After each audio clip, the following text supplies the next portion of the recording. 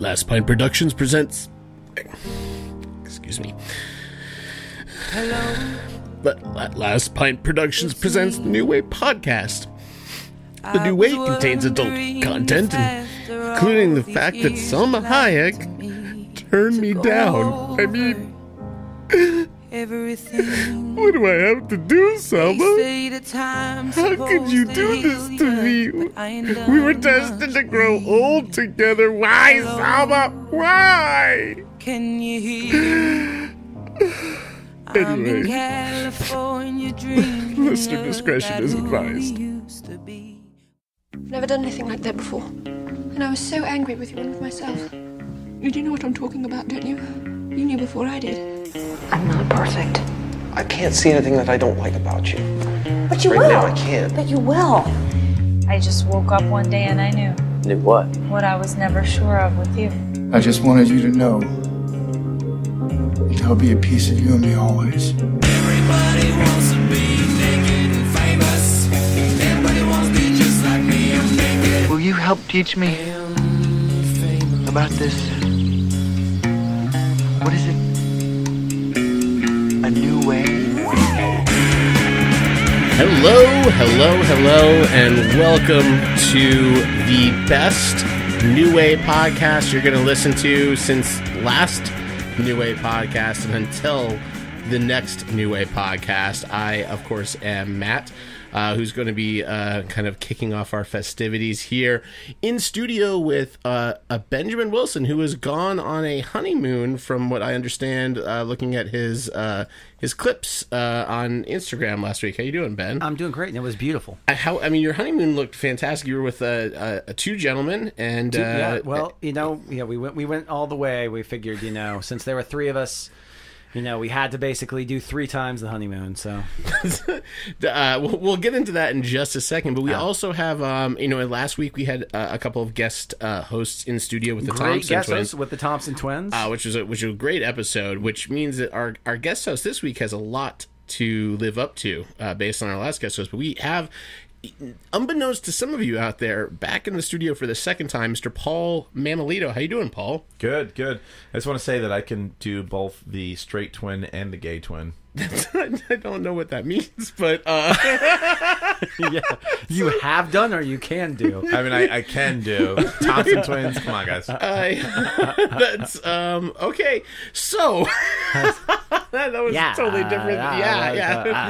Yeah, but none of you can do the Paul Lynde impersonations that we pulled off last time. First off, just so Ryan is the perfect Paul Lynde impersonator of all time. Kevin's is just a little bit off, but. What I'm most excited about is that it's very clear now after that episode that the Paul Lynde Halloween episode is going to play very heavily into our New Way Season 2 Halloween episode. I think will be the David S. Pumpkins of this year. It'll be super exciting. But we have another guest host in. Those of you out there that have not heard the podcast before, this is the New Way podcast from Last Pint Productions Studios, where we discuss kind of the movie, the in-depth movie analysis that you never knew you needed in your life, or pop culture, or just whatever else is going on, or music, or just whatever's in the news, or just horseshit. Yeah. Or in my case, never really understood. No, that's not true. Paul's going to play the Mamalito on card. The last not podcast, knowing on the last podcast, you in the introduction put me as pop culture novice. Which you did not tell me you were going to do before the podcast, and it pissed me off a little bit. I'll be honest. Well, that podcast will air, but Paul's like Captain America and the Avengers. He'll be like, wait, I got that reference. Just randomly. That was maybe the nerdiest, meanest cut you could possibly levy at him. No, actually, I told Paul last time. I was just like, Paul was there was a reason why we invited Paul back, is because Paul has something to contribute, and actually made 2, I think, very poignant remarks in the last episode that we taped. Just with him. 2. What were the? That's pretty. What were they? I meant 2 very poignant. Well, one was where you basically you said what you had taken from a film that we were talking about, and I was just like, I think that makes a lot more sense. It was. I even said during the middle of the episode, I think I was like, see, Paul, you just brought a really like a very significant, poignant point, while a bunch of other people were just talking bullshit. That's very nice, around Ben. it. Yeah. That was really nice. That was a nice thing to say about Paul. Hey, unzip your. All right, that's enough of that. Okay. So, before we get into our main topic, and we're going to really dig into our main topic tonight, so there's not going to be a lot of preamble. But I thought in movie news right now, there's not a ton going on, but I was kind of interested in the fact that the next Bond movie, they had tapped Danny Boyle who to is now direct. No longer. And Danny Boyle directed Sunshine, and not Sunshine. Sunshine. Sunshine. And 28 Days Later, Train Spotting, Slumdog Millionaire. Slumdog Millionaires, the big one that he won for. Okay, I like those last two. Millions. Yes. He's in lots of very 28 days. 127 hours. Ooh, yeah. With James Franco. Okay, so I liked him as a choice for and this is gonna be the last Daniel Craig Bond movie, right? Oh, I thought he was done. No, he's got one more. He's got one more. He's looking pretty old at this point. Dude, have you seen the Roger Moore films? Like, he's 100. I think Roger Moore did his last Bond film when he was like 62. Like, I couldn't even watch the last Roger Moore because I was just like, oh, he's gonna break his hip. Like, he just looked like an old person that's not gonna be able to do very well. Craig. Even Daniel Craig's still hot. He's got to be at least 55, though. Yeah, but he's like cut. No, I'm not sure about that. Listen, Daniel Craig 55 is not the same as Roger Moore 55. There's at least 100 years between them. Sean Connery in like Never Say Never Again looks like 20 years younger than Roger Moore in his last Bond movie, which I think was Moonraker. Was it Moonraker? No, it wasn't Moonraker. No, because he did Living Daylights. No, Living Daylights is not Living Daylights. Timothy Dalton. Not Living Daylights. The one with the Duran Duran. View to a Kill was his last, was Roger Moore's last one. View to a Kill was his last one? I think so, because after that was Living Daylights. Okay. Well, View to a Kill. I would take your expertise over mine. But yeah, I'm a Bond fan, and I loved Skyfall, and then Ben and I saw Spectre, in Athens, Georgia, which was fucking terrible. By the way, Daniel Craig is 50. Sorry. Okay. Yeah. And yeah, Roger Moore was like a hard 58, a hard British drinking 58, but somewhere around there. But so what I'm kind of interested in are two things that's going to happen with the Bond franchise. One is that Daniel Craig is on his way out of the franchise, and there's a lot of talk, of course, about Idris Elba. He said no. Which he said there's a weird game being played with all this shit. He said no. I don't think Idris, because at this point, I don't think that Idris Elba's time, I think, is past. I think that if Bond had, if Spectre had been Daniel Craig's last Bond movie, definitively, and they hadn't started moving forward with the Danny Boyle version with Craig still in it, I think that Elba would have made a lot of sense as a choice. However, now we're effectively looking at 2 years of production and change before the next Bond movie, and then 3 years to 4 years before the next Bond movie. Or they just let Daniel Craig out of his contract and they bring in a new Bond and a new director. That's another possibility. Would Idris, would he be the first black Bond? 100% yes. Okay, here's the thing. He's 45, but... Well, I mean... But you realize that 45 black is like 35 white, so he could do this for another 15 years. This is how Ben won. This is not racist. It had nothing to do with age. He looks young as shit, you know? Dude, listen, Pierce Brosnan got the Bond franchise 10 years after he was supposed to get the Bond franchise. He was supposed to get it when Dalton came in, but he was shooting Remington Steele, and he couldn't get out of his contract. So the age doesn't matter. What about Danny Glover? Okay, age does matter when it comes to Danny Glover. Out my beard. I mean, Donald Glover. Sorry. God, that was racist. And then Donald Glover. This is Bond. In the very first scene, he's just like, I'm getting too old for this shit. He's in a wheelchair. I'm way too old for this shit. Oh, and the bad guy's Mel Gibson, but he's dressed like Braveheart. My original opening for this was for us to talk about Black Klansmen, and so I feel that this was a better choice for the subject matter. But okay, so whether it's Danny or Donald Glover, I feel first like of all, not British, not Donald, not British, which is important for the Bond franchise. He's an MI6. He's one of the Brits' only superheroes or action Why don't you stars. just stay in canon and all of a sudden Ben Whishaw becomes Bond? That would be kind of cool and weird. He's so wiry, though. And that's the point. It would be a different Bond. who's much more technical. Yeah, that would savvy. be. He would not get a lot done. Yeah, I mean, look, if they're going to go super young, they're going to obviously cast Like Taron Egerton, which, and by the way, I have no problem with this. Taron Egerton is Problem is proven he's himself, already been kind of in his own Bond franchise. sort of, but he's playing kind of the off-brand Bond. I have no idea who you're talking about. Have you ever seen The Kingsman? I love that kid. Okay, there we go. That's There what we we're go. talking I don't That's think you good. can go from Kingsman to Bond, though. It's like almost the same That's thing. what I just said. Oh, sorry. Literally what I just Sorry, said. I had 4 margaritas before I got here. Don't tell that. The audience doesn't have to know that. They don't have sorry. to know that. I think it's because you're on your phone and not really listening to I'm us. looking up Taron Egerton or whatever. If you're going to try and keep up with the rapid fire references that Matt and I are going to throw out, you're going to spend a lot of time looking at that phone. Yeah, buddy. but no one can see. That's right. Wow. Yeah. So I'm interested. Look, I'm always excited for a new Bond movie. As we talked about on one of the most recent podcasts, the Mission Impossible movies have become almost their own better version of Bond movies.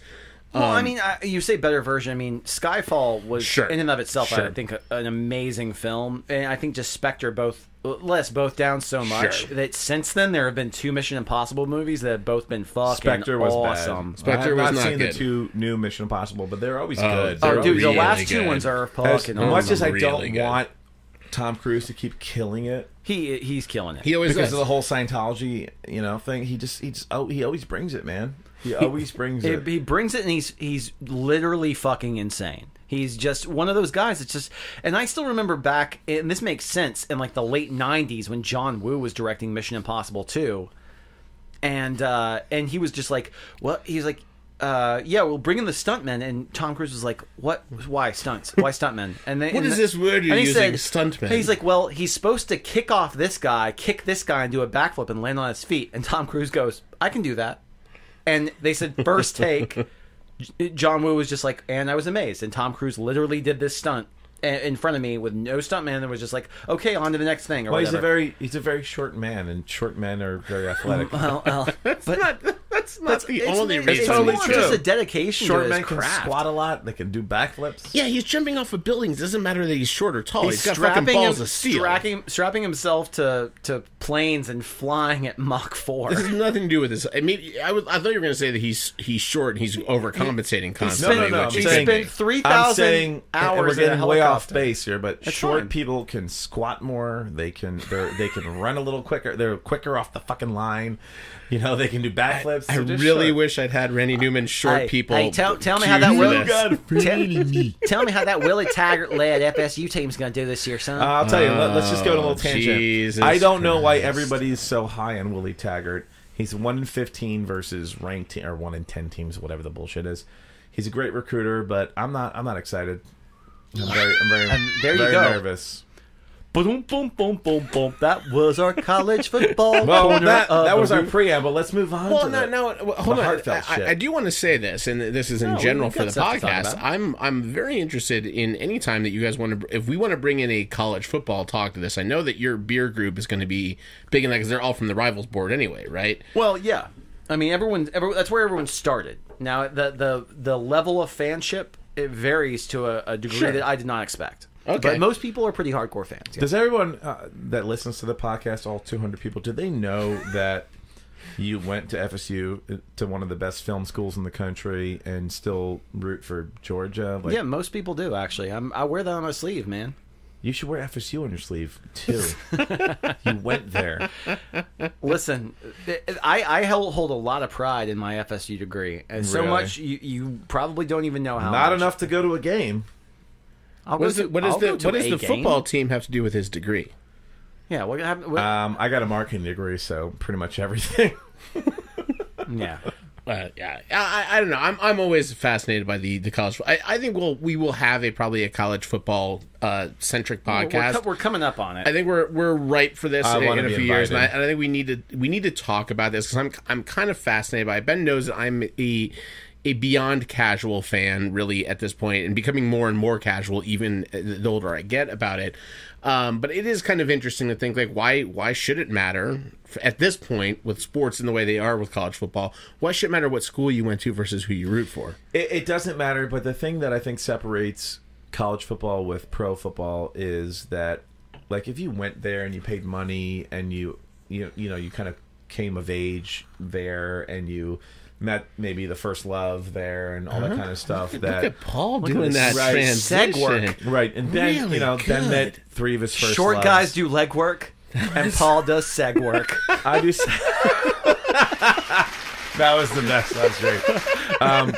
I just feel like college football. It gets it's like it pulls on the heartstrings. It's like something that means something to you more than. Oh my god! More than that? No, more than the NFL, and that's a good segue. Would you say that sometimes you felt heartbroken over the score of a game at the end of a game? The only sport that'll ever make me cry is FSU if we lose and we shouldn't have lost. Have you cried? Listen, Have both of you cried over football games? Correct. I've cried 1,000 times. I've cried over football games for sure. Like what kind of? I'm genuinely curious with this question. This is not meant to Like bait last anyone. year when you guys beat us, when Miami beat us, when we came back and we had you. And you ran down the field and then threw like a 25. I don't even know what it was. I was watching that game and I was just like, some holy ridiculous Lord. pass that should not have been caught and was caught.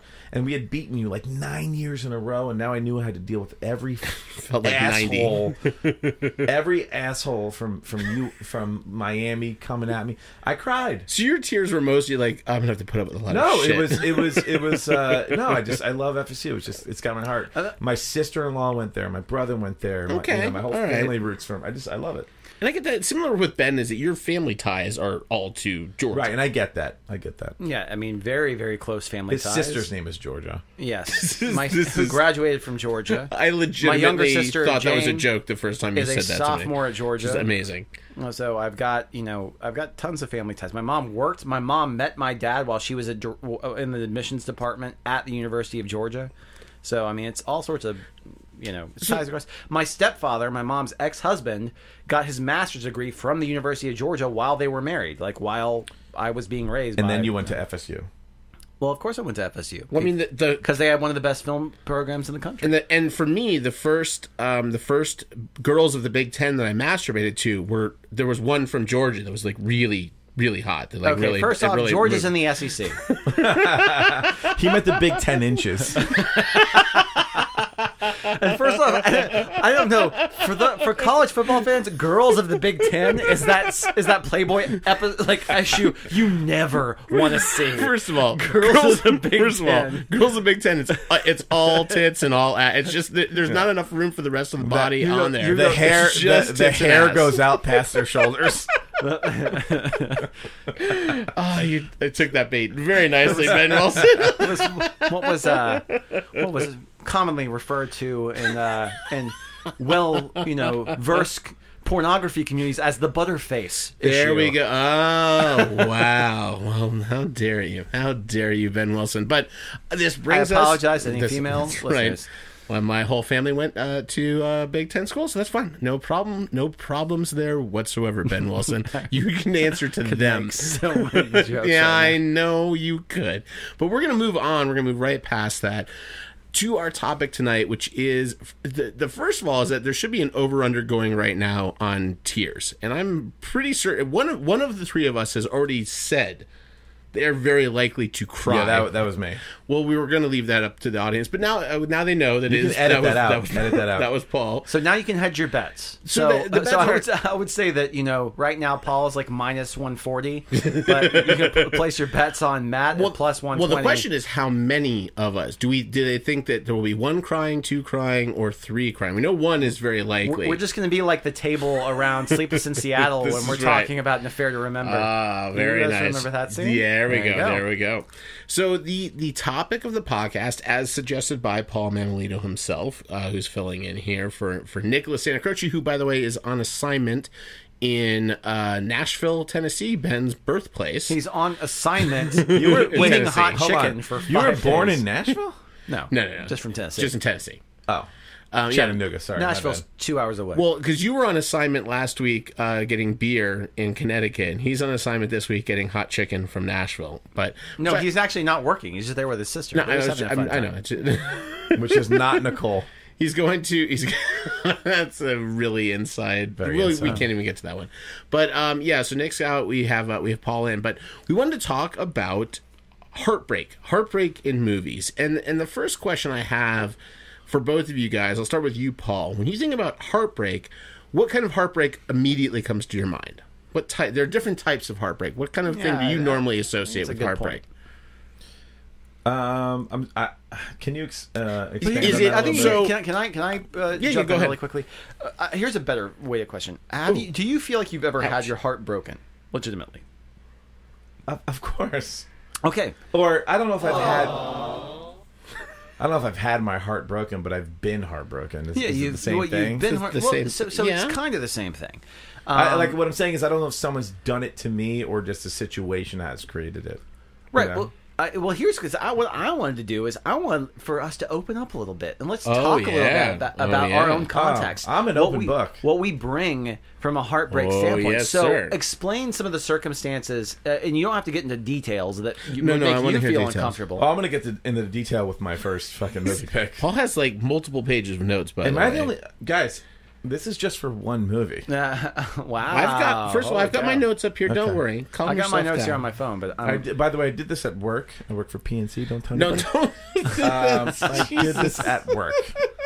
you just came up with a bunch of notes. Well, we don't have to talk about the first movie yet, but I was What was the question? I was interested in your own personal relationship with kind of the concept of heartbreak and where you kind of sit, because some people have had their heart broken by people multiple times. Some people have more of a general kind of feeling of heartbrokenness based off of situational incidences. And before we get into that, real quick, just I think we can put a little bit of a definition on this, right? Yeah, that's what I mean. So in general, heartbreak is defined as, for me at least, I think the easiest term is to talk about separation, right? Separation can occur in different ways. So you could be heartbroken because someone died, which is a separation of you from that person.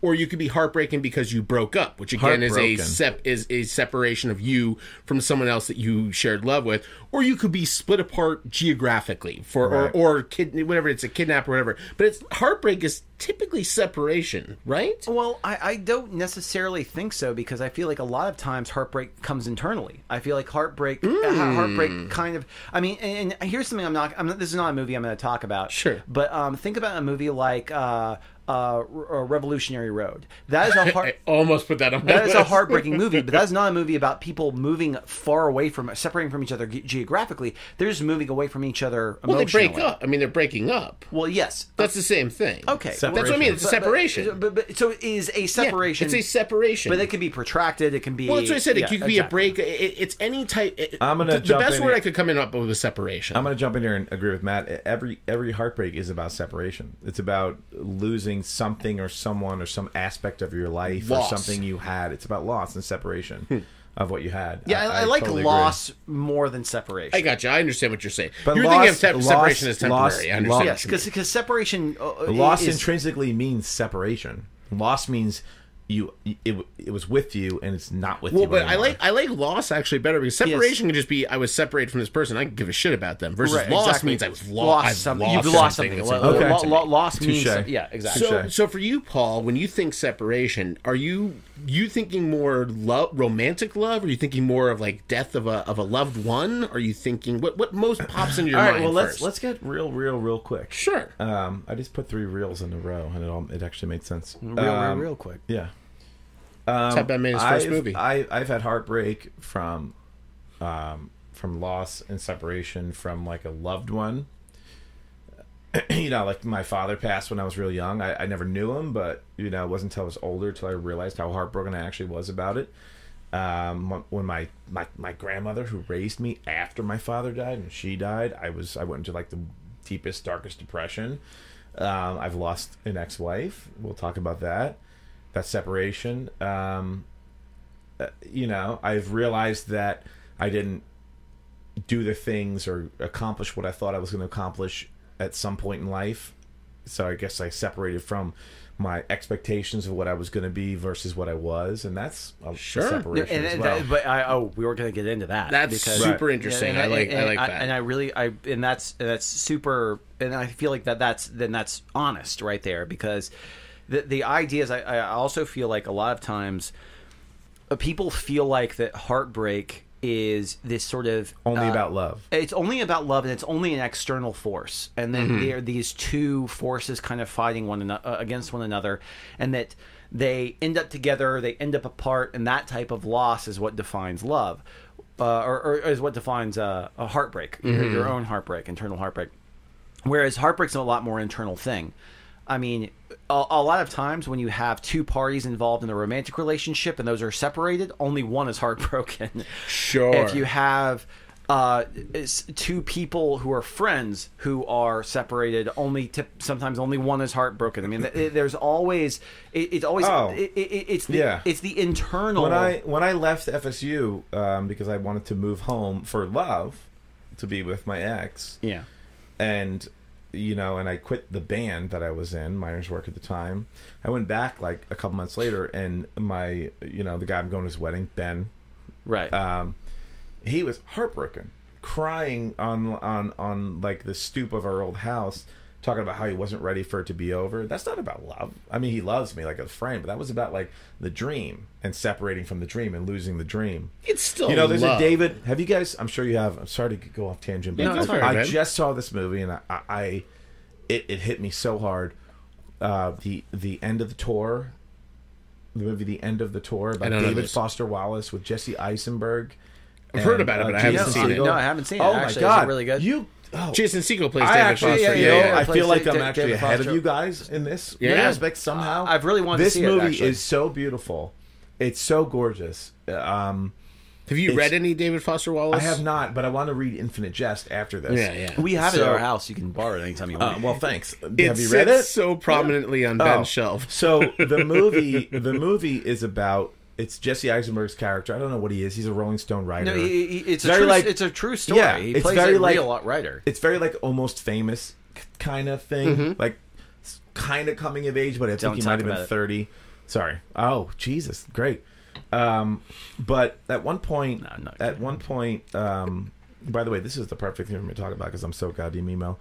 At one point, David Foster Wallace says to Jesse Eisenberg's character, he goes, I think depression under 45 is about expectations and pleasure and life not measuring up to that.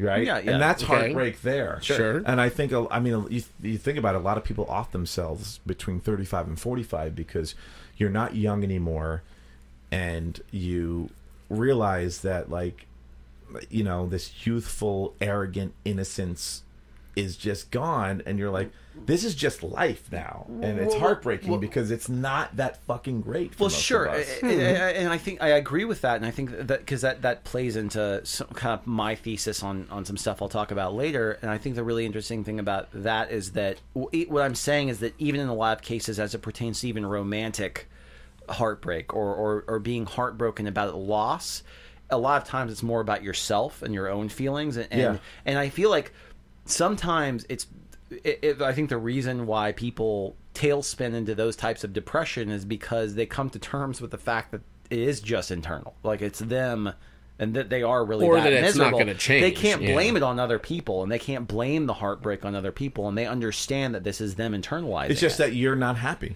Yeah, exactly. But I still think that's. There you're taking also a turn into the deep, dark depression, which is a completely different thing, I think, than heartbreak in some cases. Well, but they're correlated. I think it's kind of when you also look at the difference between breaking a heart and being heartbroken. You kind of look at those two things. And I think in general, and this is just my observation, is that the initial pain when you break a heart is very extreme. It's more extreme than the other party whose heart has been broken. I think the person who gets heartbroken has the longer but duller pain. It takes a lot longer for the one who's been broken to get over it than I think the one person, it's that immediate, I've got to rip this I've ripped this Band-Aid off, I've done it, I feel bad about it, but it dissipates quicker than the because the receiving end of that is you can deflect. You can this person's a bad person, this person did wrong, this person is an asshole. Yeah. You can talk to your friends about how terrible this person is.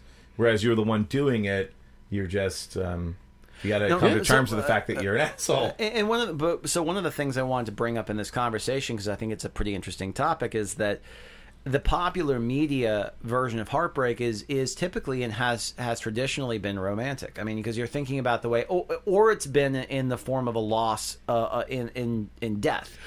And I want to very quickly. You're 100% correct on that, and that's why I wanted to make a rule on the discussion of Heartbreak in this podcast is that we will not discuss what I consider to be the cop out version of Heartbreak, and it started with Romeo and Juliet.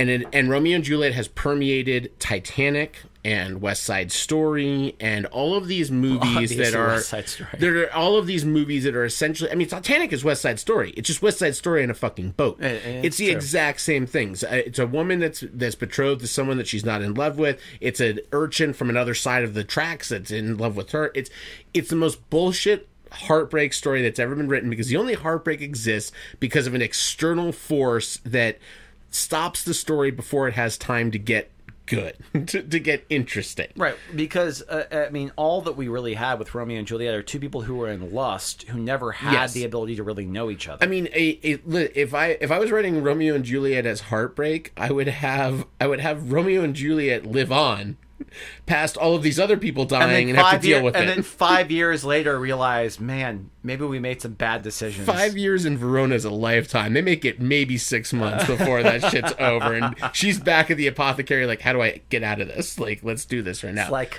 I can't believe you killed Tybalt. Let's get to the movies. Let's get to the heartbreak. Calm down. We are. We're right here. Sorry. Just calm yourself. Slow your roll here, right? So I do want to. We want to talk about some movies and movies to us that identify heartbreak, and I'm really glad that everyone's kind of looking at different types of it. I'm just raising my hand really quick because this is not one of my movies, and earlier we were in a quick text message conversation where Matt indicated that he thought he could definitely pick at least one of our movies, of Paul and my five movies that we picked. And I think one that I did not pick and that you would assume I would pick is someone we also talked about a couple of weeks ago very, very briefly, which is High Fidelity. 100% correct. And the thing is I just want to briefly say this. Nobody worries about kids listening to thousands, literally thousands of songs about heartbreak, rejection, pain, misery, and loss. So I'm not going to bring that movie up as one of my three. Interesting to me. I will say that the Rob character in High Fidelity is the one I relate to the most because he is a... Is that John Cusack? John Cusack. Because he is a... He is always succumbing to his own demons because he's the one fucking up, typically, and he's always externalizing it. And even when he goes back through the girlfriends that he's broken up with, and he's like, these are the 5 greatest heartbreaks in my life. And he kind of realizes as he's going through, he's just like, oh, this was all me. Like, everything was kind of me. And in almost kind of a funny way, every great, like, romantic heartbreak I could ever think of, I was the one who always fucked it up. And so... That's kind of like a male thing. That's what we do. We're usually the ones that fuck it up. Well, yeah, but I'm also the one that gets hung up on it. And the other side of things too, and which is what happens in High Fidelity. So I was going to say the Rob character, and it's one of the reasons why Nick Hornby is one of my favorite writers, is because of all of his movies, that's one of the closest adaptations, even closer than About a Boy, which is pretty close in and of itself. The only difference between High Fidelity, the book and novel, is one set in London, the other set in Chicago. So, but other than that, pretty much everything happens exactly the same. And I feel like Nick Hornby is one of those kind of hopeless romantics of the guy who says, you know what, I'm a hopeless romantic in the sense that I'm always going to be looking, this was younger Nick Hornby, looking for love and looking for that connection and always just believing that there's a greater love, but you know what, I know I'm going to fuck it up every time I do it.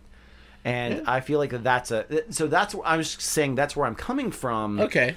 From my standpoint, so I'm not going to talk about High Fidelity as a movie. That's basically been me since the you and I dissolution of my marriage. You and I are more similar than you probably even know. I know. Then, I mean, because I've been very for a relatively serial monogamist in my life. I've been pretty shitty to people. Well, you've been very serial. We all have been, and we talked about this on our kind of our Me Too podcast as well, in general of just a not in that sense, not as maybe as evil or overt as that, but just in general of a just not approaching relationships positively and in our best light, to where you wound up being at this point, or where you're hoping to be at for some of us else in the room, right? And I've lucked out in my life. Yeah, but... you did. You've got you have Beth, who I love it. That's right, always there for you, always there for you on the soundboard. So, Paul, what is a movie for you that you really want to talk about for Heartbreak?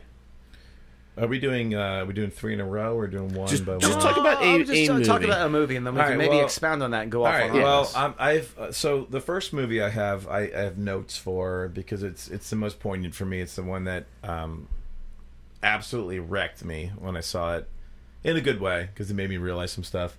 I'm just going to start with that, and the other two I have. Okay. The other two I just basically want to pose a question for each and to have a discussion. But I'll start. No, that's fine. And you guys can guess what movie is it? 500 Days of Summer. What do you think, Ben? Well, that was going to be my guess, but no.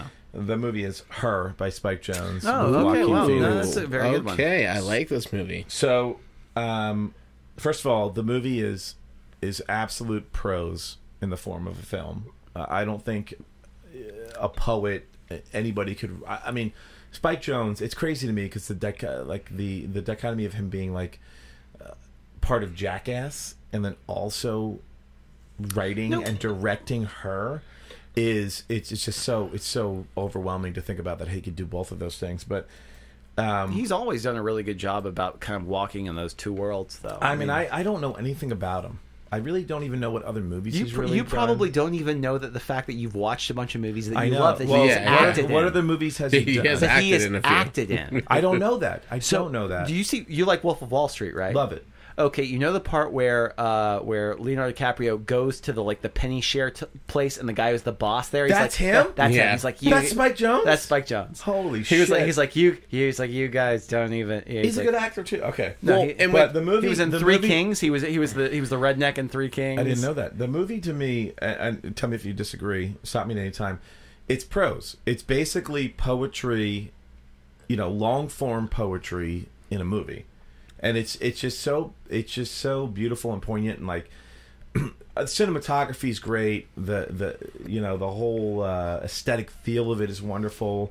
The whole futuristic Los Angeles, which I don't even know. I thought it might have been Tokyo. I didn't know what it was until I read actually a review. Well, the aesthetic is very cold. The aesthetic outside of what's happening with their relationship is very cold. But inside is very warm. It's it's clinical, is what it is. Yeah, and a lot of people, I wouldn't say cold because the color scheme is actually very warm. It is warm. It's just a very sterile. It's a very sterile environment. Yeah. I actually had this later in my notes, but I'll say it right now. The first thing that really, like, my pet peeve about people when they talk about this movie is when I go, "You ever seen the movie Her?" and they say, the movie about, like, he fell in love with his computer. That's weird. That's immediately when I know that I have nothing in common with you, because that movie is, at least from an artistic and movie and perspective, because that movie's it's nothing about the love story between him and AI. Samantha. It's not about that. Even though that's the majority of the movie, it's like 10% of the message. Maybe there's a little message about modern culture and being addicted to our phones and technology and how that separates us from other people. But really, it's connecting more with technology than you are with humans. But at its core, it's a really good old-fashioned story about love and heartbreak and the dissolution of a marriage. So what do you think? So in Her, for you, what do you think is the catalyst? What is the thing that intrinsically breaks them apart emotionally? The dissolution of his marriage to a woman that he loved since he was a kid. So let me get into this, right? So I'll be honest. There's never been a movie that's had more of an effect on me in my entire life. It resonates with me in ways that when I saw it, I was in Atlanta. I was with my friend Ben and Gay Peter, and we watched it. And I went back to my room and I called my ex-wife, even though we'd not been together for a while, and I just apologized to her, because it hit me in so many different ways. And like there's a lot of things that resonate with me because it's very much like what I went through. So like, they met at a young age. They were college aged, right? They grew together. Their careers grew together. They made each other grow. And then their marriage fell apart. But in the movie, unless I'm mistaken, I didn't watch it to review, but I've seen it so many times. There was no one thing that you could point out as to why their marriage fell apart. It was just like time, and it was just time and just resentment and shit like that. It was like death by 1,000 cuts. It kind of seemed to me that she was wanting more knowledge, if that makes sense. Are you talking? You're talking about the? All right, I got a quote. His real wife. Yeah, I got a quote that actually pretty much is on that point. So Theodore, the main character, Joaquin Phoenix, he says, she came from a background where nothing was ever good enough, and that was something that weighed heavy on her.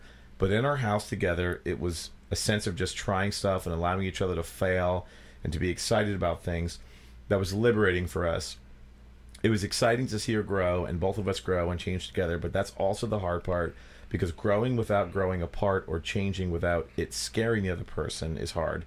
I still find myself having conversations with her in my mind, rehashing old arguments and defending myself against something she said about me. And so I really feel like that her, and I don't know if you would agree with this, it seems kind of like, so first off, for those that don't know, Spike Jonze was married to Sofia Coppola. See, I did not know this. For 4 years. And the movie Lost... So that makes sense because... The movie Lost in Translation was Sofia Coppola's sort of response to... I mean... Giovanni Ribisi is playing Spike Jonze in that movie. And I feel like Spike Jonze's response is almost her, in almost an apologetic sense, 10 years after the fact, of saying, like, yeah, things sucked and I did things wrong. So what does the character of the AI, of the operating system in that movie, what does that represent to you? What is that? What real life example maybe is that for you? I think the AI character is the fact that he wants to connect, and I mean, I think this is pretty obvious. He wants to connect. It makes it easier to connect because she's not real. He doesn't have to worry about hurting her. He doesn't have to worry about not living up to her expectations because she's AI. She's not real. Except that's exactly what happens, though, right? Yeah, but he actually does. The same thing that happens with the wife. The wife wanted more knowledge, wanted someone with more knowledge. This person meets people with more knowledge. And I'm going to be honest, you guys are actually opening my mind to things I didn't even think about. You're right, more knowledge. I didn't even think about that. But you know, the thing that I love about the movie is that, you know, it's most. Let's talk about the actual, like, the quality of the movie. The idea of falling in love with an AI character it's a good idea. I think most filmmakers and writers would have absolutely botched it. It would not have been a good movie. But Spike Jonze did it in a way that was incredibly simple and honest and like and thoughtful and thought provoking. And like, even you think about the sex scene that they had, he made that romantic and somehow relevant just by intimate intimate just by blanking the screen, you know, sure, just by going to simple black. And it was awesome. Well, it's interesting for him as a filmmaker as well, because it's one of his only auteured pieces. It's one of the only things he's directed he wrote. Because I mean, he's being John Malkovich with Charlie Kaufman. Being John Malkovich, Charlie Kaufman, and the adaptation was also Charlie Kaufman. I to be honest with you, I think he is my favorite writer. I mean, it's only that movie that I really know, but I that's the only thing he's written. And I wish he would write everything, because I think he's genius. Did he not co-write like Where the Wild Things Are? Or Human Nature with Michel Gondry or something along those lines. I think he's co-written probably a couple things. Let's see, her, Bad Grandpa, Jackass 3D, Where the Wild Things Are. Well, okay. Where the Wild Things Are. Honestly, great. Where the Wild Things Are is that's all the rest of it. He has a writing credit on her music videos. Yeah. So it's interesting. Well, so the line. Let me get personal here. The line that absolutely wrecked me, which I think is the most popular line from the movie, and I think you guys know what I'm going to say, but he says, "Sometimes I think I felt everything I'm ever going to feel, and from here on out, I'm not going to feel anything new, just lesser versions of what I've already felt." That's me. That's a reason why I date people and I never really truly connect, because I'm like, I've already done this. And I've said this to people, I've already had every fight with a woman you can ever have. I've already had every fight and every makeup and every compromise and I just can't do it anymore because It's a very narrow view. I know. I'm being for honest. Your age, I'm being honest. You're not old. Well, you're being honest with yourself, but you also have to be honest that that's bullshit. I mean, but guys, I don't think it's bullshit. No, I don't think I'm ever going to feel. You don't think you have the emotional capacity to feel outside of what you already felt. Is what you're saying. My ex, and it was like very youthful, stupid love, probably, but I felt, I used to lay. God, I'm getting really meta right now. Go for it. I used to lay next to her and hug her at night, and I actually felt it like within my fucking like chest. You're not alone here. No, bro. but I'm saying I would feel things that like I actually could feel my heart beating faster, and it actually felt like true love, like things, and I've never felt that before, and I just don't think it's going to happen again. It's hard to get there again, but that doesn't mean it's not going to ever get there again. Doesn't mean that you're not going to get to something that's actually better than that. That's also true. So, I don't want to cut you that's off something here. I have some experience on. Yeah, so. and I want to get over to Ben, and we're going to come back to this. No, let me. I'll finish. Are we done with this movie? Well, because I'll finish. Finish quickly. I'll finish. Yeah. I'll finish quickly. I know. But the first time Paul's been told that. The last two movies are going to be quick. Like, the first time takes me forever, but the next two times I'm going to finish quickly, I promise. All right. But I'm the exact opposite. Okay. Because this truly is. So the one thing, after all that, the one thing I really took from the movie after I saw it, and I will say that me and my ex have a really good relationship. She's got a great boyfriend. I love him to death. I love her as a human being. The one thing that really took me was not the last line, but right at the end where he finally kind of comes to terms with what happened and apologizes to her via a letter, because he's a beautiful letter writer, right? So he's got no emotion for anybody else, but he's got these beautiful letters. And when the first time I saw it, I just fucking broke down. But it's true, because after I saw this and I thought about it, I was like, I want her to be happy and everything. So the line is, you guys know this, but it's, can I read it? Yeah. All right. It's, Dear Catherine, I've been sitting here thinking about all the things I wanted to apologize to you for, all the pain we caused each other, everything I put on you, everything I needed you to be or needed you to say. I'm sorry for that. I'll always love you because we grew up together, and you helped me make me who I am. I just wanted you to know there will be a piece of me and you always, and I'm grateful for that. Whatever someone you become, and wherever you are in the world, I'm sending you my love because you're my friend to the end. Theodore. And then he pauses and he says, send. And that is like, for me, that's the end of the movie. That's him saying, it's over. I'll love you forever. You'll always be a part of me. Send. Yeah. And that's the part that broke me. That's the part where I just fucking lost it. And I called the ex and I apologized. And since then, that was actually a turning point for me, an actual turning point. That movie actually affected my life because I was kind of mad at her. Even though I was the one that ended it, I was mad at her for not being who I wanted her to be. And it's just been, I don't know. The movie just, there's never been, I don't think there ever will be a movie that hits me as hard. Well, and I think timing, of course, we've talked about this several times on the podcast, the timing of watching or reading or viewing something is... I think Eternal Sunshine of the Spotless Mind hit me at a really, really crucial time in my life. It's my second movie. Of course it did. Of course on my list as well. It's not on my list, but I knew somebody was going to bring it up because I think that is a movie that's intrinsically about heartbreak, and obviously it's Charlie Kaufman in that sort of same school as Spike Jonze, and it was one of those things about it. The one thing is about kind of revisiting the moments of your relationship where And I have a clip. You talk about it. Well, no, I don't even have that. I don't even want to talk about it. This can be done in one clip, because this is very much what your viewpoint you're looking at right now, Paul. And I don't agree with. I don't 100% agree with this viewpoint, but it always gets me, and it's the only time the movie comes close to the original ending that Kaufman wrote, which was much more defeatist, which we talked about in the podcast before. But this is the line: I'm not perfect. I can't see anything that I don't like about you. But you right will. Now, I can't. But you will. That's the end of the movie. It's them getting back together and him being like, I don't have all of this baggage that you're telling me that we broke up and all these bad things happened to us.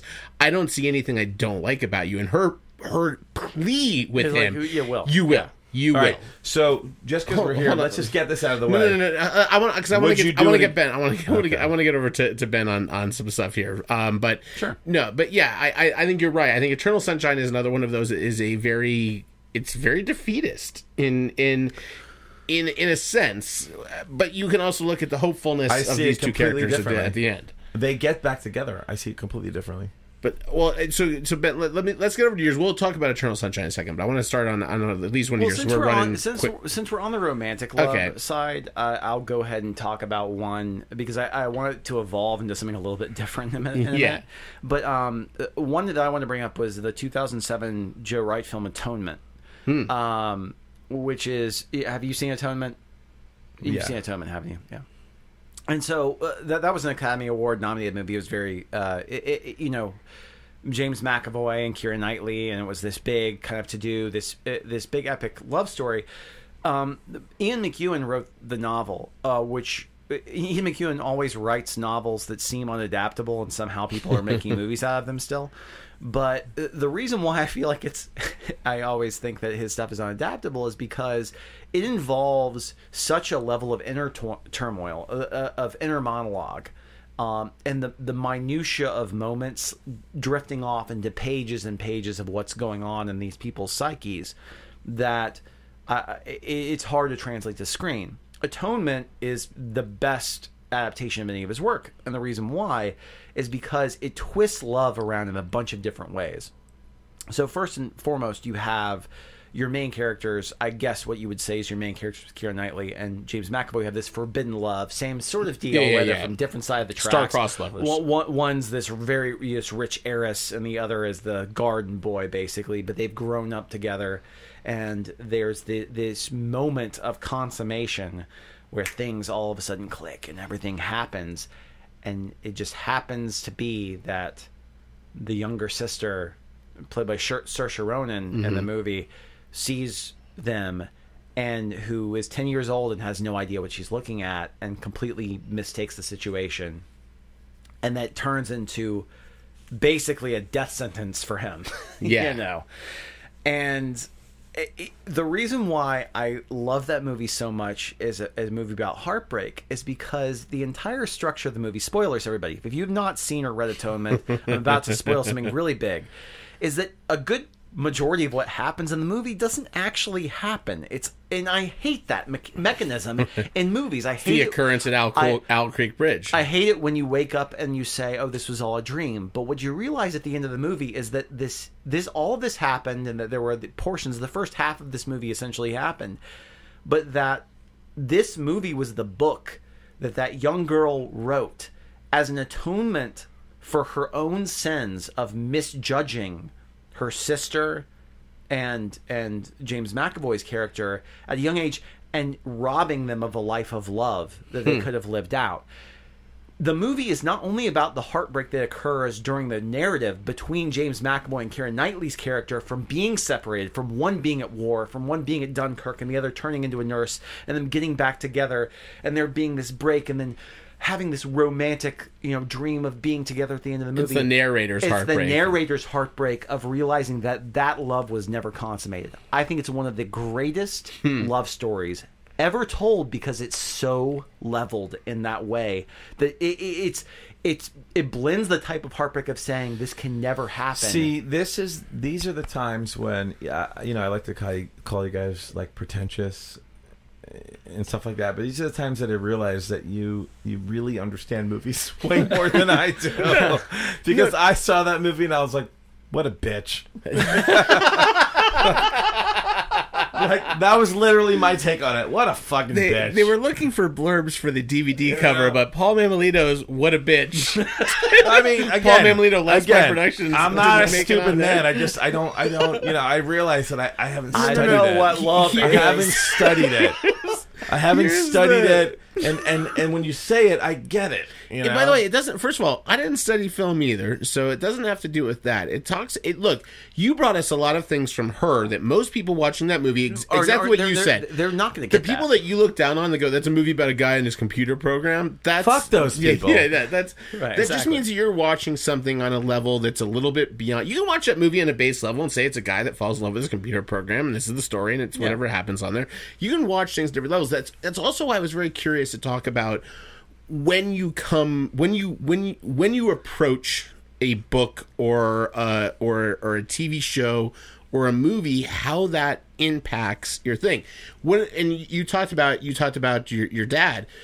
There's a book that's sitting on my shelf, and it's very eerie because I keep finding it again over and over, and I keep pushing it to weirder parts of my shelf. It's a book called Lunar Park. Oh my god! I was about to say, is it Lunar Park? Because I have never cried harder reading a book than I cried when I read Lunar Park. I read Lunar Park in 2008. I read it in 2005, right when it was published. Yeah, my brother read it first, and he's like, "You got to read this." It took me a few years before I finally read it. It's Bret Easton Ellis, and I read it about 7 years before my dad passed away, but it broke me.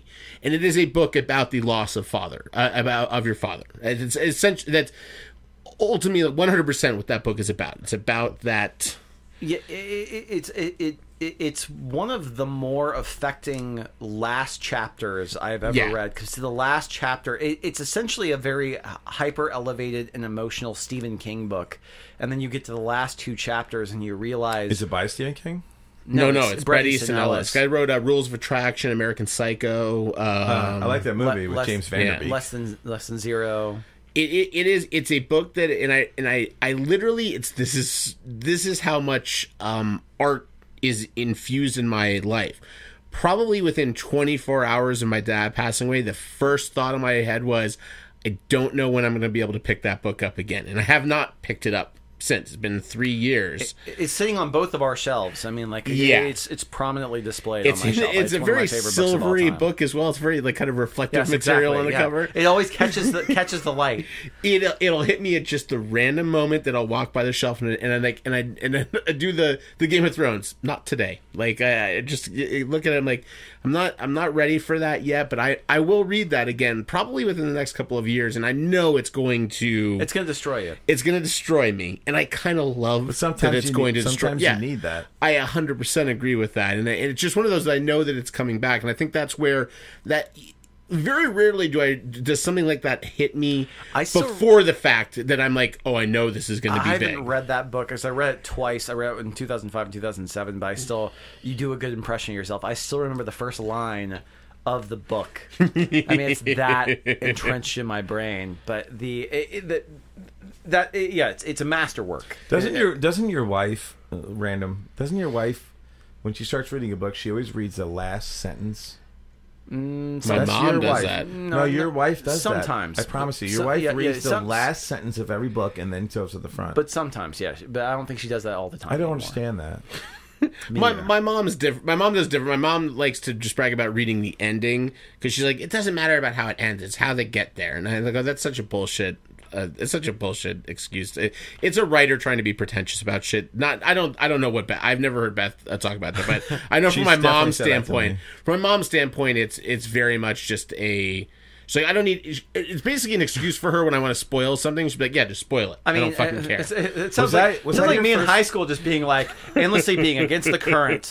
Blah blah blah. Okay, I read The Great Gatsby. I'm done. Well, was that your first movie we just talked about, or we haven't even gotten to it? He just told we're not probably not gonna get to necessarily all three. That's why I want to keep the conversation going. I can break through a couple. We'll get through. So Lunar Park wasn't actually even what I was going to talk about. It was on my mind about what time these things. And mine's very simple to talk about quickly, and it's both just a general loss and a romantic loss, and it's a strange one. I can't really attribute it to a specific movie because it's more from the book and it's the culmination of several movies. But it's the moment with Severus Snape's arc in the Harry Potter You're going with Harry Potter for Heartbreak? Specifically in the Harry Potter and the Deathly Hallows Part 2 is where this moment at least happens, where you find out the backstory of a character that you've come to. I would say from 6 to 7.1, 7.2, because really after Severus kills Dumbledore, spoiler, which happens. I mean, that happens in 6. It's just last three movies. 6, 7, and 7, 2. Yeah. That's so, but even then, so what I like about I still consider Severus Snape to be the most heartbreaking character I've read about. That exists in literature, and they do a pretty good job in the movie of elevating this here, but I think that Beth would agree with you on that. I think she would love it. You think that she would? You don't have to do it. I love it. So I have to always do it, but no, I think what I like about Severus Snape is he is a true tragic hero, and that his entire arc exists of this. He is alienated by everyone he's ever met except for one human being his entire life, a girl that he's interested in. Whether it be romantic or not, he's in love with her. I don't necessarily think it's necessarily a romantic love. I think you can argue that it's very much a friendship. Yeah, I would say it's almost which at least two of mine it deal feels with. more like a familial love. Yeah. Are you okay, Paul? I have to pee. Really? Like that bad? Right now? All right. Pause. All right. I'm so sorry. And we're back. Sort of. I'll have to edit this together. Hey, Matt, here's a sound clap. So you know when to edit this back together. But anyway, so I believe I was talking about Severus Snape in the Deathly Hallows and just his general arc in the books and the movies. But you were actually on the tail end of that comment, so we're right around there. But what I like about Severus Snape in general is he's a heartbreak of like 7 different varieties. I think that's what's most interesting to me about him as a character. So this is his arc, right? He's a disillusioned young man. He comes from a very weird, broken household with his father is not a magic person. His mother is a witch. The father is like abusive to the mother. There's all this bad shit in his childhood. He finds this other young witch that's like him, that the first time he's identified with anyone in his entire life, he gets so excited. He's got a friend. They go off to school, and he's weird. He's the fucking weird kid, and he's dealing with going to this crazy fucking school with witches, wizards, whatever. Right. And this girl is the only person that's nice to him. Everyone else makes fun of him, including these fucking 4 assholes that wind up being a big part of the books, that are the heroes of the books, that make fun of him and kind of torment him. And he basically is the one that's bullied throughout high school, and the main bully is the jock. It literally, if you look at Harry Potter as far as James Potter is the head, the quarterback of the football team. He's kind of an asshole. And this guy gets this girl, and is that Harry's dad? That's Harry's dad. Harry's dad's kind of he's a young, kind of cocksure young. He's the jock, and Snape is everything that this person is not. And of course, she winds up falling for this jock, who eventually proves himself to be a rounded character and a good human being. But in high school, those lines are very strange, right? That you don't expect the jock to grow up to be someone that is necessarily good. Very blurred, yes. Yeah, and you don't know where all of those roles lead to. And so Snape, as a disillusioned young person, does what a lot of disillusioned young person is, which they fall in with the wrong crowd. He falls in with the Death Eaters, the Nazis of their time. These people that make him say, like, no, he's a fucking incel at this point, right? Like, no, you're a good person. You should do this. They lead him down this bad path, and the bad path leads him to condemn this girl that he has feelings for, whether they be romantic or friendly or whatever they are. It's someone he loves, and he realizes immediately when he does it that this is going to condemn her to death. And he's like, no, I can't do this. And all of the people on his side would be like, no, this is great. You're going to do this, and you can have her at the end of the day. You just get rid of the husband, get rid of the kid, and she's yours. And he's like, no, I don't feel right about this. He goes to his leader, and he goes, I'm going to turn on my own kind, on the people that have brought me into this. I don't think what they're doing is right. And he can't save the girl he loves, but he can save her son. And what's so heartbreaking about that is the son looks exactly like this fucking guy he's been competing with this entire time in high school. He looks exactly like his father, except he's got the mother's eyes, which is where that was always the moment in the book when they finally get this story out, and I realize this guy has been protecting this kid because he's the offspring of the one person he's ever cared about in his entire life. Literally the one person. But he's also the offspring of the one person he hated. And the one person he hated, and he looks exactly like the one person he hated. And he's popular like exactly the one person he hated. And he's arrogant at times like the person he hated. But he's got the mother's eyes. And that is literally the character. He has to watch this kid grow up through 7 years. You have really nice eyes. I think I do have nice eyes. Does anybody that listens to the podcast know how fucking great your eyes are? I've been told this before. I don't think a lot of people out there do. I think we have a lot more listeners. Just in case anybody that doesn't know us is listening to the podcast. Matt's got the biggest, bluest, most beautiful eyes. Yes, I do. They're fucking gorgeous. I think Paul just fell in love with Matt over that Severus Snape diatribe. Heartbreak. I watched that character. He has to go through a lot more trials and tribulations, but literally his last dying thing is he's talking to Professor Dumbledore about. But when he finds out that the child has to die, he finds out Harry Potter's only what he's been raised to do is he has to die. That is his arc. And he's like, I don't understand. You did this, so I raised this child so you can choose that he dies at the right time. And I love Dumbledore goes, oh, you've started to care about him. And he's like, literally his words should be, are you fucking kidding me? It's not him. I don't care about him. And he casts his Patronus, which, in really geeky magic terms, he's changed his Patronus to be the same as Harry Potter's mother, Lily. Isn't it Patronus? It's in the book. It's Patronus. Oh, okay. And then that's how I read it in the book. But it could be Patronus or Patronus or Patronus your in bonus. The movies they also say Voldemort, and it's not a hard T at the end. It's Voldemort. He's French, which is a true thing. But either way, I love the idea that Snape's last thing is he casts the thing that is his happy place in his heart, and it's the woman that he cared for and her thing. And Dumbledore says, really, after all this time? And he says, always. That, to me, that when I read that, I was bawling reading that chapter in the book. It's called Snape's Dream. And I read that chapter. I've probably read that chapter more than any chapter of any book I've ever read in my entire life, and I was so nervous in the movie that it was not going to get it right or work, but they spent the time on it, and I think they fucking nailed it. And if you want to hear it, it's really blurry the way he does it, but hold on 1 second. Always.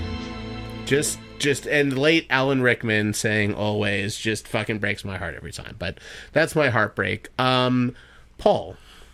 All right, so we're going to go quick on these next ones. We ones. already talked about it. Let's go quick. We talked about this briefly. Eternal Sunshine of the Spotless Mind, one of the most beautiful and heartbreaking movies of all time. Spoiler alert.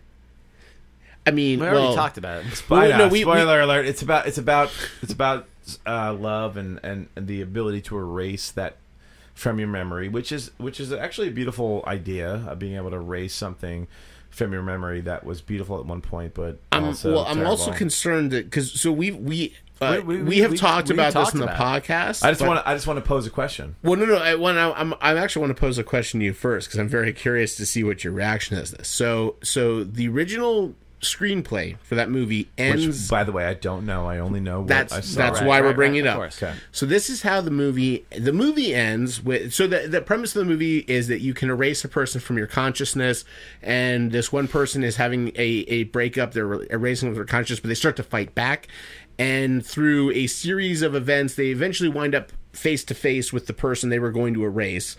And we played the clip a little bit earlier where they decide, hey, maybe we don't know all of this baggage. Maybe we are meant to be. In the movie, it seems more like they fought through strife to find common ground and grow together as a relationship. The movie ends with them in Montauk running down the beach in a multiple shot sequence that's very beautiful. And we don't know exactly what happens, but it's hopeful. Which immediately follows, because the last of the deletion sequences is where he's saying, I should have stayed, and the house is collapsing.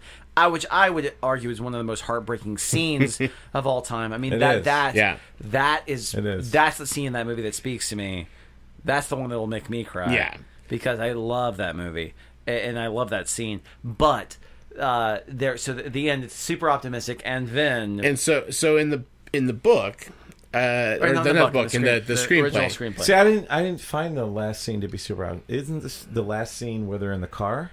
No. They meet up. They're running down the beach. He goes. He's got the envelope. She's been given the tapes. So by I didn't Kirsten have the Dunst. chance to rewatch the movie. No, That's why, Kirsten Dunst, because she got burned by the doctor. She brings the tapes to Joel, and right, Joel's able and to then hear they get it. in the car and they realize how much they're going to hate each other. No, they're in a hallway when they talk about the hate, and it goes to Montauk. And then it goes to Montauk, and they're running down the beach. So my question was this. Well, hold on. I'm posing you a question. Sorry. So the original ending in the screenplay is a frame story, and the frame story is that Joel and Clementine are old people, and it's Clementine coming into I forget what the name of the Icuna For like Lacuna. the umpteenth time.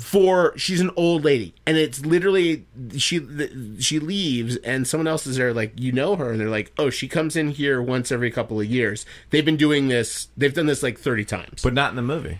not in the movie. Okay. But in the I want to talk about the movie. Well, no, but what's interesting Go. is the original. That writer, his original concept is you are going to repeat your mistakes, and they're always going to end the same way Until the end of your life. and you're going to just keep doing that over and over and over and over and over again because you're an idiot, and that you will just continue to fall for because that. it makes you happy for some certain For a certain period of time. Correct. Yeah. That's another way to look at it. 100%. That's an interesting That's way a to more look at it. optimistic Yeah. way of looking at it. So in the movie ends on much more of an ambiguous note. You Very could much. determine that they maybe break up again at some Right. point. You could determine it when Clementine says it. It seems pretty uplifting in the way that it's framed in the movie. So what is your question? All right, Paul? so I maybe because I'm a pessimist about love and life and everything. I didn't see it that way. I saw it as when they were basically saying, like, they were listening to the tapes and they were like, basically they were saying, should we try this again? Maybe yes, but they kind of left it. I left it as it was up to interpretation whether they tried it again, whether they made it, whether they just had to The be in last love shots one of more them time. running down the beach hand in hand. I know, I kind of forget that, but my questions to you, because again, the last movie I had a bunch But of they notes do wrote cut out. it multiple times. Right. Three Sure. times. With this Yes. one, Them running down the beach. Right. So Yes. maybe it's I that. missed I didn't that. notice that the first time. I but didn't yes. notice that either. Maybe you could So actually my question translate would that a little be, bit. my question, a couple questions for you guys. I just want you to expound upon. If, first of all, any love that you've had in your life that's broken you, would you erase it? 1, 2, would you do it again if you knew how it was going to end? And 3, did they get back together at the end of the movie? So I think you already answered the fact that they did. So the other two questions are... Well, which time? I feel like they did. In the context of the movie, I feel like they did. Obviously, in the book. I would never erase any experience I've ever had, any heartbreak experience I've ever had. The most... Would you do it again? The most, if you yes, knew? yes, absolutely. Because the most traumatic heartbreak, like I said, in the high fidelity sense, also was kind of an internal thing that I eventually externalized and ended up turning into basically every Gadwell Lane song that was ever written. Just another fairy tale. Hey, don't joke, man. Gadwell Because Lane that shit available happened. on YouTube channels somewhere in your area. But yeah. So, no, I mean, because that was what I would say was the most tumultuous. Obviously, I've been heartbroken in other ways at multiple times, but and that actually gets me into something I want to talk about. Yeah, go ahead. As far as the Segue. Thanks, Paul.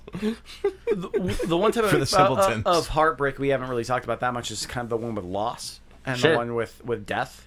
And I don't know if you guys are really familiar with this movie because it's a little obscure, but maybe you've heard of it and maybe you've seen it. But anyways, Mouse Hunt? have you guys seen the No. movie Me Without You? Or My Life Without You. Me Without You was a band that I opened up for. in exactly, college. yeah. No, my Life Without excuse me. Which one is My Life Without You? My Life Without You was starring Sarah Polley. It was directed by. It had Scott Speedman and Mark Ruffalo. Yes. I have no idea, but 2003. I'm listening. Well, so anyways, the idea of the movie is that this woman who is just a janitor and lives in a trailer park, Sarah Polley, a fantastic actress and director, did Away with Her, which is actually a beautiful heartbreak movie. The original Penny Lane, Sarah Polley. The original. Oh man, that do you know that? Is crazy. Yeah, you've told me that before. It messes me up every time. But anyways, the movie involves her understanding that she has terminal cancer and not telling anybody about it, and so she begins writing letters to her children and living her life without any sort of inhibition. Is this Stepmom? No. No, it's a very artful movie. It's directed, terrible joke, Paul. Just go sit in your corner for right now. It's directed by Isabel Cochet, who's a Spanish director. She also did the movie with Tim Robbins, and the words are something about words. I forgot. It came out a couple of years later, but anyways, she's only done a couple of English language films. Huge fan of Sarah Polley, obviously, because Sarah Polley was her. But anyways, all it involves is that. But there are parts where this woman is writing letters to her kids, and the letters are appearing on screen as she's writing, basically saying, "This is for your first birthday. You're not going to know me, but here's what's going on," or whatever. Which is kind of like that Keaton movie. Very similar. Life. I think it's called Life. Or My Life. My Life, but very, very similar, but much more artistically relevant. Yeah. And especially the fact that Scott Speedman and Mark Ruffalo given great performances, and so she decides to have an affair with Mark Ruffalo to feel like, what? Oh, I don't know what an affair is like, so I'm going to have an affair, and almost does it out of. And then which you can't blame a character in that position for necessarily. Exactly, and you can't. And it's this really interesting kind of dynamic that happens between those characters. But it ends up being more of an internal study but it's all about the heartbreak of saying, I have to say goodbye to everybody I've ever loved. But I'm not ready to say goodbye yet. Yeah, well, it's also like, how many mistakes have you not been allowed to make that you want to make? Which you want to make, exactly. And it's your question, Paul, that you kind of pose as well, of if you had to do it again, would you erase this thing from your past? And no matter how flawed or messed up or whatever, where we've found ourselves necessarily as human beings in general, there's an idea that we are continuing to evolve in some way, and every one of these experiences we've had is informing us or coloring or painting who we're going to, not necessarily who we are, but who we're going to become. And you remove any one of those pieces, things could go drastically wrong or different. Yeah, absolutely. So anyways, it's a very interesting movie. It's a beautiful movie, and it's all about basically not coming to terms with death, but coming to terms with life, and the way that you are. It's about heartbreak. Because everyone's obvious. She's heartbroken about the fact that she has to leave these people, and eventually at the very end, and it's a very subtle end where you realize that these people are obviously heartbroken that she had to leave them. But it's a subtle movie about heartbreak in the way that it's just saying, I'm going to come to terms with this in the best way I possibly can in the short time that I have to come to terms with it. And it means a lot to me. And I'll briefly do this one last thing. Sure. Just because I know we're short on time. All right. It's just because the last thing I wanted to mention from a movie standpoint about heartbreaks, I wanted to reverse engineer it. I want to talk about the movies that talk about heartbreak as a mechanic of saying, we want to figure out how to break your heart. Even as a construct of the story. So they call pulling strings. Titanic. Typically. No. You don't understand what I'm saying. Okay. Where within the construct of the movie, all right, it's all about breaking hearts. Okay. And we were talking about Neil Abute a couple of weeks ago, and we talked about The Shape of Things, which is a great movie about heartbreak.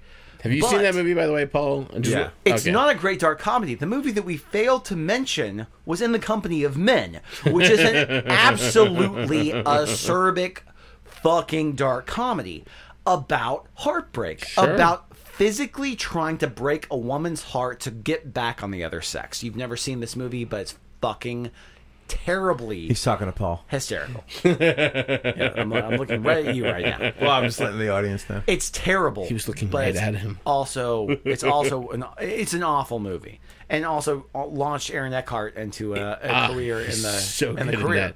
Well, but what I was going to say is Neil Abute, besides Possession and Nurse Betty, which he did within the interim, did 3 movies. He did Your Friends and Neighbors. He did, which I forgot that you made me. I recommended. I recommended. We watched it together. That was the day your wife taught my brother how to cook popcorn, and he burned himself terribly. That's right. Yeah. and then like 3 years later, I put that movie on because it wound up in on my radar, and I forgot I had seen it. It was like, I saw this movie. You're like, we've watched this together. Yes, yeah, exactly. So, but it was Your Friends and Neighbors. It was The Shape of Things, and it was In the Company of Men. Yeah, those three movies all deal with heartbreak in the way of being like, heartbreak is a part of nature, and it's just something that you have to grab. Like, except for In the Company of Men, where it's built in as just like we're trying to break this woman's heart, and we are going to break this woman's heart, and that's the point of the movie, is we're going to break this woman's heart. But Friends and Neighbors and The Shape of Things happen a little bit more organically, but they both kind of come to that same conclusion that like heartbreak is this very inorganic thing where it's like it's just people fighting people all the time.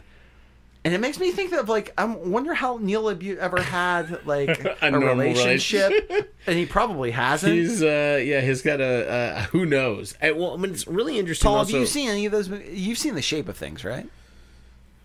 I thought you were talking about Shape of Water. No. You're actually. I think Shape of Things will break you a little bit. I'm just going to warn you ahead of time. Shape of Things would break you. But who's in it? What's it? Paul Rudd, Rachel Weisz. I don't want to tell you any more than that. Just watch the movie. You can spoil it very easily. But I kind of like also what you were talking about with the Sarah Polley movie, because I was thinking of that as well of.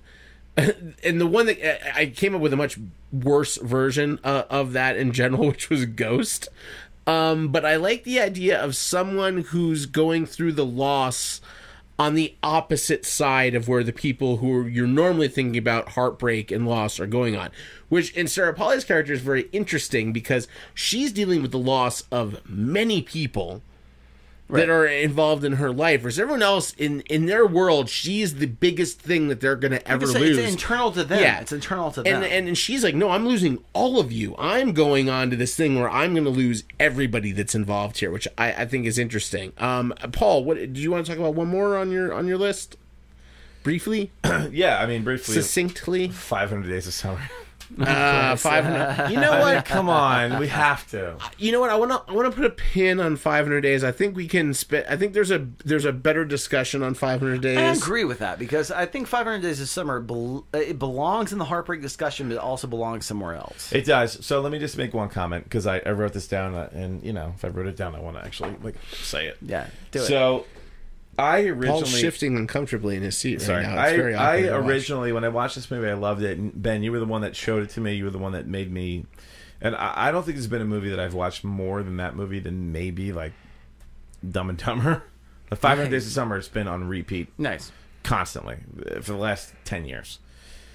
And I love it. And I think I loved it because it made me at first, for a long time, feel like, yeah, girls are bad. Girls don't like nice guys, and it's the girl's fault.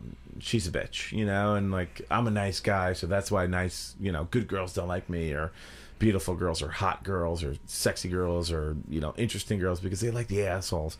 And I remember, I thought it was a story about a girl that was like mean to a guy, and he really loved her, but she was just mean. And you told me it was about youthful, ignorant, like trivial objectification of love. Yeah, of like it's not real. It's just that you want her because she doesn't want you, and you want her because you're immature. He was in love with the idea of her, not with her. And Ben told me that, and I never really realized it until a couple of years ago when I realized that. No, some people, especially since I've been in the dating scene, because I met my ex-wife when I was 20, so I didn't really know anything. That it's just like, no, just because is it Chloe Grace Moretz's character says She says, just because she likes the same weird shit as you And doesn't mean that she's your soulmate. I mean, but yeah, I want to. But let me say one more line. No, because I want to dive into this on another podcast. Okay. I want to actually give this time on something a little bit more forefront. So I like what you're saying. I'm not trying to stop. But the last line. Stop. Just let him do the last line. Okay. Just let him do the last line. The last line that the line that Heartbreak broke my heart. Okay. Legit still does, makes me cry every time, is when she looks at him when they're on the bench and he says, well, what is it about, you never wanted to be anybody's girlfriend, now you're somebody's wife, what was it? And she goes, what did you know? And she says, what I never knew, what I was never sure about with you, and then he looks at her and he doesn't even cry, he just turns his head to the side and you can see the heartbreak in his eyes, and that's when he realizes she's not a bad person. She just didn't fucking love you. Yeah, exactly. That doesn't make her a bad person. Nope. She just didn't love you, dude. You weren't for her. Yep. And it's agreed. And I knew somebody was going to bring it up, and I love that movie. Beautiful. And that movie manages to do more in its runtime about love, I feel like, or about the unrequited or the way that we feel, that we react to love. And it's another pet peeve when people say, they say it's a rom-com, they go, it's a love story. I go, it's not a love story. It's a story about boy meets girl. And they go, so a love story. And I'm like, nope. You gotta watch it. It's not a love story. It's in the narration. Story about boy meets girl. No, and I think that's it's interesting. And I think we focused a lot on kind of the boy meets girl stuff. And the only other one I really wanted to just very briefly talk about here, and Nick and I talked about it at greater length in the podcast will probably never make air, which is my Kevin Smith podcast. But Chasing Amy was a movie for me, and it's not necessarily the love story between Ben Affleck and Joey Lauren Adams, between Holden and Alyssa, which actually shows itself off in this scene right here. Hold on, let's try this one more time. Or not? No. No? Okay, it doesn't want to, I want us to be something that we can't be. And what's that? A normal couple. The Chasing Amy is essentially, at heart, it's a straight man falls in love with a woman who he believes to be a lesbian. He finds out she has kind of a past, and they wind up dating, but then he finds more things out of it. But to me, that movie was never about the love story between the man and the woman. It was much more, the first time I saw on film, before Kevin Smith actually ruined it by adding a postscript on the movie with another movie, right? Which is the love relationship between the two friends. Between Ben Affleck and Jason Lee. Which was the original one? Mallrats? No, Chasing Amy is the original movie, Mallrats. and then Jay and Silent Bob Strike Back. He makes it so that Brody is. So essentially, what happens in the movie? You've got a man that falls in love with this girl. She's a lesbian, so he thinks. They wind up having a romantic relationship. Then he finds out she wasn't always a lesbian. She slept around a lot at their high school. Was it Renee Zellweger? No, it's Joey Lauren Adams. Sounds a little like Renee Zellweger, and he's doing it. Meanwhile, he's best friends and business partners with Jason Lee. Jason Lee's character Banky. And there's this idea that they're like, well, Banky loves you in a way that you're not ready to admit to. This idea that there might be a romantic feeling on Banky's end, well, even though he's admittedly straight, supposedly, in the story. So Holden's idea at the end of it, because the best friend and the girl aren't getting along, it's like, you know what's going to do this? We're gonna have a three-way. This is literally the culmination of the movie. We're gonna have a three-way. It's gonna allow my friend to connect me in the way that he's always been wanting to. It's gonna allow you two to get together. All this stuff, and then she shuts it down just with this fucking monologue. And my favorite line of that movie is literally where she says no, and he just goes, and Banky goes, "Thank Christ." It's the funniest fucking line. The problem is that after the fact, Kevin Smith was like, no, Banky is gay. And there were these feelings. Never made explicit one way or another in the movie. And for me, what bothered me when he made that decision is that it's very rarely been put on film a love relationship between two heterosexual males to the point of almost romantic love, but not romantic love. I'm in a room with and then two, he ruined it by saying I'm in a room with two people that I feel that love with right now. Now, Now hold on. I do kind of want to fuck Paul. No offense, Ben, but we've known each other too long, and you're married. You've very known happily me since married. the same day you met Ben. You're very happily married, and this is true. I've known you the same exact day. You totally got me on that one. But it's. I really loved that movie, and the movie and sadly ends with everyone kind of breaking apart. And there's this little postscript where the two friends see each other, but I always felt that was like, I get to the end of that movie, and I'm never upset that Ben Affleck and the girl didn't get together. I always watch the two friends, and I'm heartbroken. You want them to bone. At the end, I don't want them to bone. I want them to be. Even when they get back together after all this time, they have this a completely unspoken scene where they're literally just kind of, it's a series of nods and kind of like hand motions, just short form bonding, and then they move on, and that's it. And I'm like, these are best friends. This is a true love that should be allowed to happen, and that to me, agreed, is one of the greatest heartbreaks that I can see on film. Could bring back up the last sequence of drinking buddies again. But so another Heartbreak. That movie is so good. Heartbreak, man. It's not that good. I've seen it. It's good. It's just. It's good. It's okay. I feel, look, and that's why it's important where you're coming to when you watch a movie and where you're coming from when you watch a movie. Is that maybe I'll feel more strongly about a romantic a movie at some point and feel that heartbreak more when I have that more in my personal life. Right now, my biggest relationships are with my friends or with family members. So those are the heartbreaks that's why I was very interested to see what everyone brought to this tonight, of where all of those things came from. I'm going to say that we brought it, guys. We brought the emo. we brought the heartbreak. Brought the heartbreak. We brought the emo. Oh, wait. Nobody cried. We brought the emo. Oh, no one cried until they're going to hear this one. Because this is Unbreak My Heart. Maybe the most romantic song ever put on before. No, that's not going to happen. That's a good outro. It's a good outro. We got a good intro as well. But Ben is grinding on. Oh man, there's on my foot on like Paul's. That was gross. What are you doing? No, I don't want any of your love. I feel we should go back to Unbreak My Farts. Heart. Okay. Well, we thank you so much for listening to this week's surprisingly upbeat and thoughtful New Way podcast about heartbreaks. I think it's very clear, Paul Mamolino, you're never going to be on this podcast again. But I think Paul won the podcast, though. Paul, do you think? Paul, do you think came you were in with notes? Do you think you were better than the Thompson twins? I don't. Better's a relative word. It's like Paul, tomorrow. say it. Paul, say it. Yes, that's what I thought. You heard it, Kevin and Ryan. You got to step your game up next time. I guess Paul. Paul I'll be back in 4 weeks. That is the most amazing impersonation of them doing the impersonation I think I've ever heard. I'll do the best I can.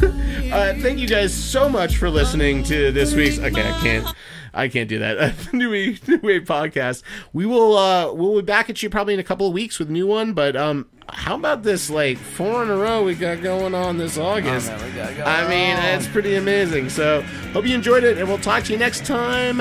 Cheers. Cheers. Want to say cheers, Paul? Cheers. All right. Good. Goodbye.